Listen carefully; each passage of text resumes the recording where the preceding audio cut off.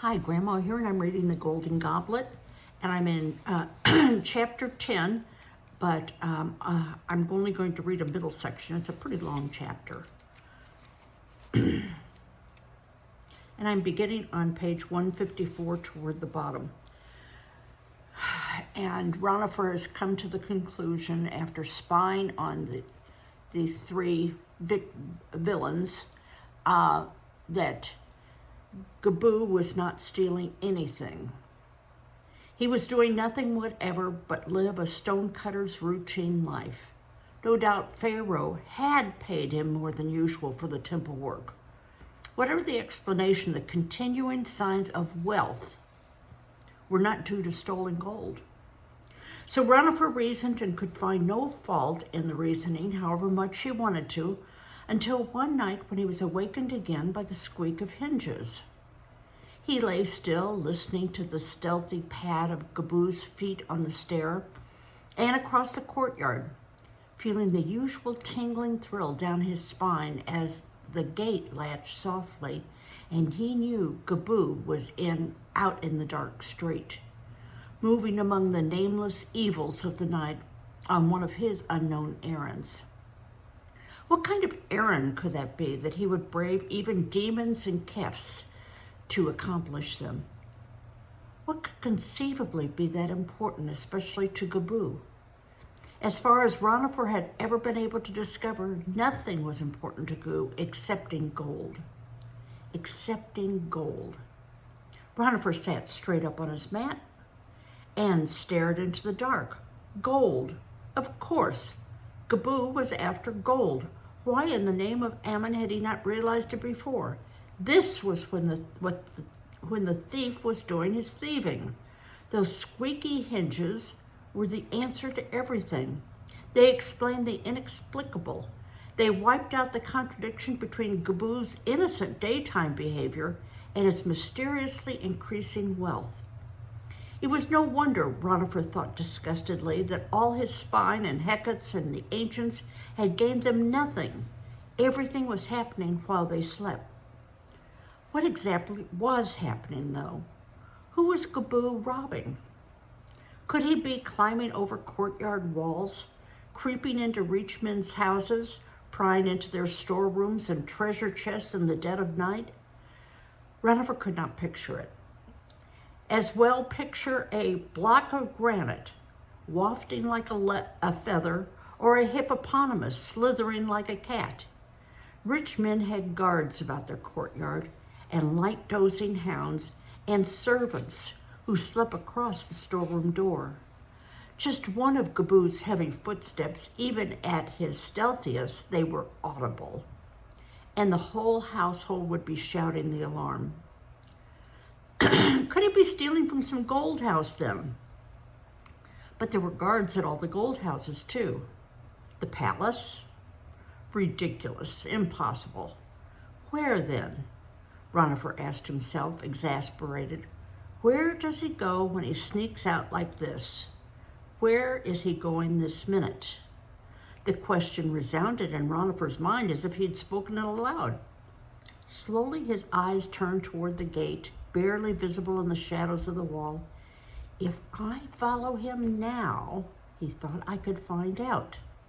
For an instant he did not move, only stared toward the gate, while visions of kefts and horrors paraded before his eyes. Then he rose slowly to his feet and stole toward the gate. There he paused again, trembling, before he reached for the latch. The gate swung open. Another dreadful pause, and Ranofer stepped out into the street. It looked utterly strange at this hour.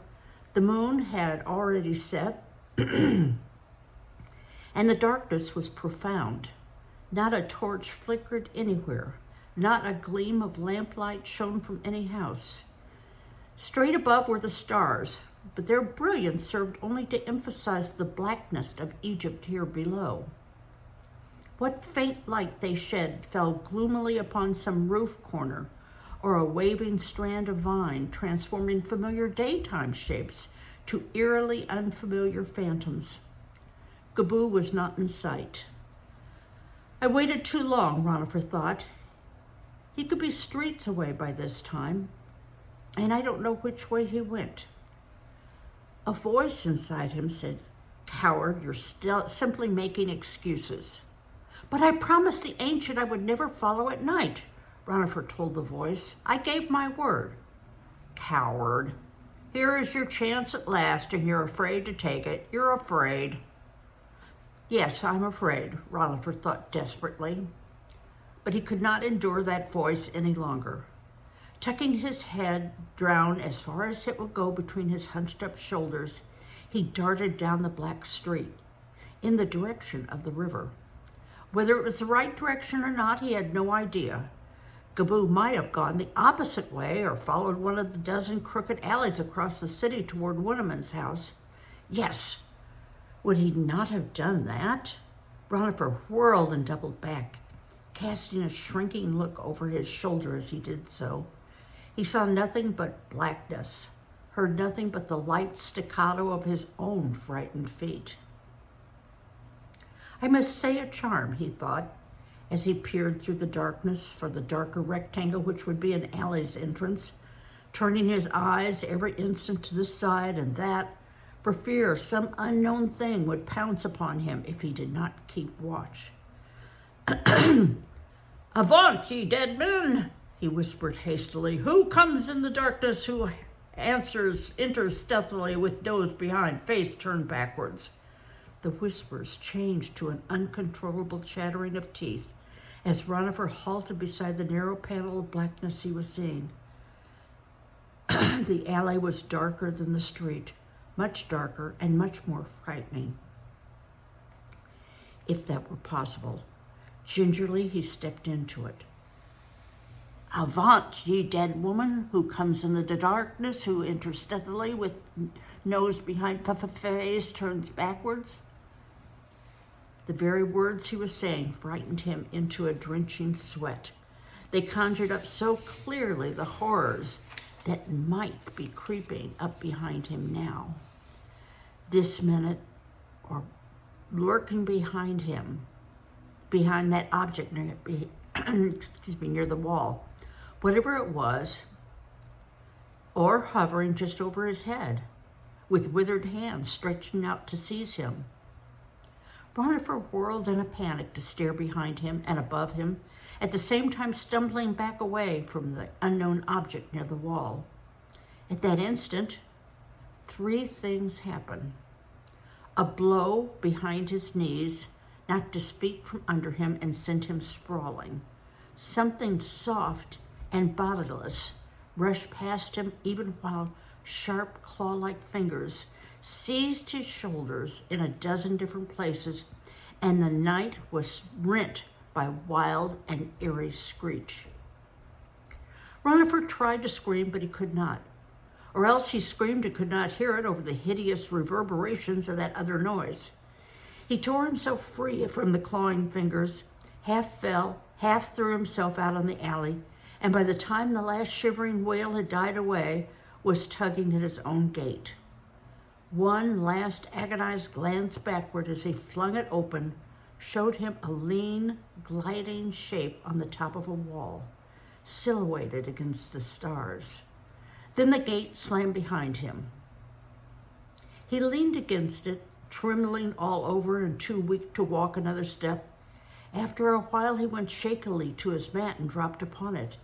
It took him some time to quiet his breathing, longer to stop trembling, and longer still to remember some fleeting familiarity about that gliding shape that he'd seen. For a while, his mind would not accept it. Then a cat called from somewhere down the street, a low and quavering, drawn-out wail. Ranofer's hair in a cold tremor of recognition, which was followed by burning shame. Could it have been a cat? Only a cat from which he'd fled as if it were a demon? No, impossible. Remember the blow behind the knees, the bodiless something rushing past him, the clawing fingers. His shoulders still stung from the scratches. When he put his hand to them, he could feel little welts. He felt again, frowning, then felt remarkably like thorn scratches. And a cat, if he'd stumbled back upon it. and it had bounded away, might have hit him behind the knees and it escaped. Its fur, as it rushed past him, would have felt exactly like a bodiless something touching him. Ah, what a coward you are, Ranofer told himself disgustedly. You shied away from nothing, fell into a thorn bush, and frightened a cat as badly as it frightened you. Now, you'll never find Gebu. He could be anywhere by this time. Still, he could try. He went to the gate once more and opened it. The street was as black, as threatening, as enigmatic as before. There was no shape now upon that wall. Had it really been a cat? Cats could take any shape they chose, any time they chose. Would a mere thorn bush have felt quite so much like clutching fingers? Ranofer stared into the darkness, shivering. Perhaps it was a cat in a thorn bush, he thought, and perhaps it was not. In any case, Gebu is gone.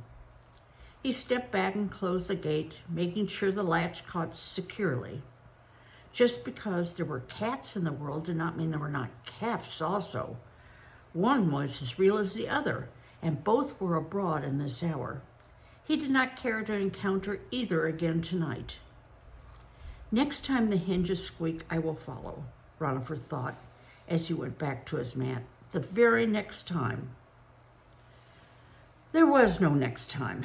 For several nights he stayed awake as long as he could, but weariness often overtook him before the hour at which the hinges might have squeaked. He changed his tactics and went to sleep early, hoping that by that hour he might be sleeping lightly enough to wake at any noise. Neither plan produced results.